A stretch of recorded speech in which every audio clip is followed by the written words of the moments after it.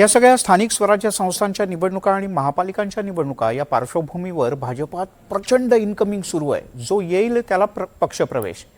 पण सोलापूर जिल्हा याला अपवाद ठरला बरं का मंडळी. सोलापुरात भाजपात इनकमिंग झालं, पण याचा भाजपला फायदा झाला का प्रश्नच आहे.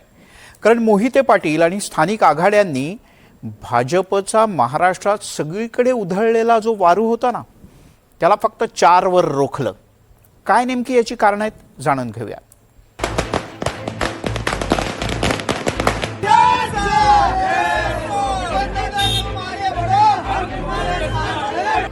सोलापूर जिल्ह्यातल्या वेगवेगळ्या तालुक्यातला हा विजय जल्लोष.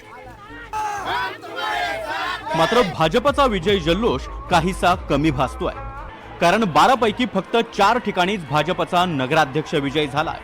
त्यामुळे पालकमंत्री जयकुमार गोरे यांच्यासाठी हा मोठा धक्का मानला जातोय.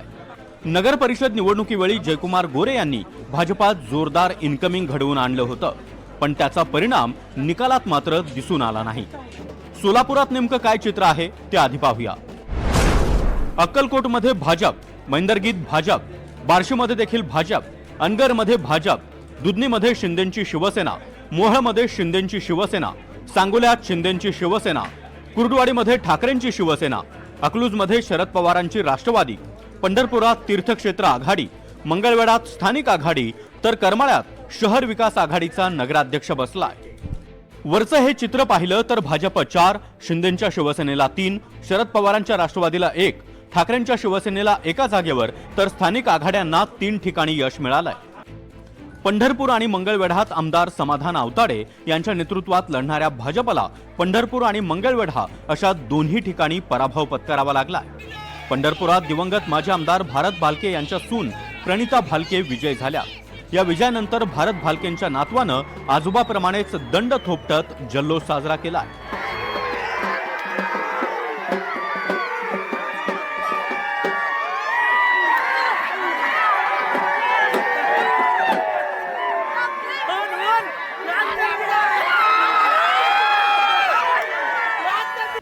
तिकडे मंगळवेढ्यात स्थानिक आघाडीनं समाधान आवताडेंच्या घरातच उमेदवारी देत आवताडेंची कोंडी केली होती. त्यात विरोधकांना यश आलं आणि भाजपच्या पदरी निराशा पडली आहे. सांगोल्यात काय झाडी काय डोंगारफेम माजी आमदार शहाजीबापू पाटील यांनी भाजप आणि शेकाप युतीला लोळवत सांगोल्यावर शिंदेंच्या शिवसेनेचा भगवा फडकावलाय. इथं खुद्द मुख्यमंत्री देवेंद्र फडणवीस आणि उपमुख्यमंत्री एकनाथ शिंदे यांनी सभा घेतल्या होत्या. इतकंच नाही तर शहाजीबापूंच्या कार्यालयावर देखील तपास यंत्रणांनी ऐन निवडणुकीत छापेमारी केली होती. शहाजीबापू यांच्या नेतृत्वात शिवसेनेच्या आनंदा माने नगराध्यक्षपदी विजयी झाल्या. या निवडणुकीत शिवसेनेला अचानकपणे एकाकी पाडण्यात आल्यामुळं सर्वसाधारणपणे मतदारांनी या ठिकाणी एक वेगळा विचार करून शिवसेनेला हाती धरलेला आहे. तालुका स्वर्गीय बाई गणपतरावजी देशमुख आणि 65 वर्षांनी मी 40 वर्ष एका वैचारिक पातळीवर आम्ही मतदार आमचा सांभाळलेला आहे. तिकडे सोलापुरात सर्वात लक्षवेधी निवडणूक ठरली ती अकलूज नगर परिषदेची. इथं मोहिते पाटलांना भाजपचे माजी आमदार राम सातपुते यांनी आव्हान दिलं होतं. मात्र लोकसभा आणि विधानसभेप्रमाणेच मोहितेंनी भाजपच्या सातपुतेंना पुन्हा एकदा पराभवाची धूळ चारत अकलूजचा गड राखलाय. तुमच्यासाठी नाही, विरोधकांसाठी आहे.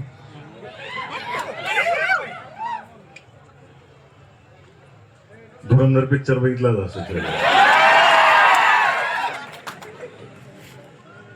घायल हो इसलिए घातक हो. तर राज्यात सर्वाधिक चर्चिली गेलेली अनगर नगरपंचायत भाजपने बिनविरोध जिंकली आहे. मात्र अनगर बिनविरोध करणाऱ्या माजी आमदार राजन पाटलांना मोहोळ शहरात पराभव स्वीकारावा लागलाय. मोहोळमध्ये दोन्ही राष्ट्रवादी आणि शिंदेंची शिवसेना यांनी एकत्रितपणे भाजपला आव्हान दिलं होतं, ज्यात शिंदेंच्या शिवसेनेला यश आलंय. मोहोळमध्ये शिंदेंच्या शिवसेनेचा नगराध्यक्ष बसल्यामुळे विधानसभेपाठोपाठ राजन पाटलांना सलग दुसरा धक्का बसलाय. तिकडे बार्शीमध्ये विधानसभेच्या पराभवाचं उट्ट माजी आमदार राजाभाऊ राऊतांनी काढलाय. कृषी उत्पन्न बाजार समिती पाठोपाठ बार्शी नगर परिषदेवर वर्चस्व मिळवत राजाभाऊ राऊतांनी विद्यमान आमदार दिलीप सोपाल यांच्या उमेदवाराचा पराभव केला. त्यामुळे जोरदार इनकमिंग नंतरही सोलापुरात भाजपला करिश्मा दाखवता आलेला नाही. खास करून मोहिते पाटलांनी भाजपच्या स्थानिक नेत्यांसह राज्यातील नेतृत्वालाही आपली दखल घेण्यास पुन्हा एकदा भाग पाडलाय. संकेत कुलकर्णीसह सौरभ वाघमारे, NDTV मराठी, सोलापूर.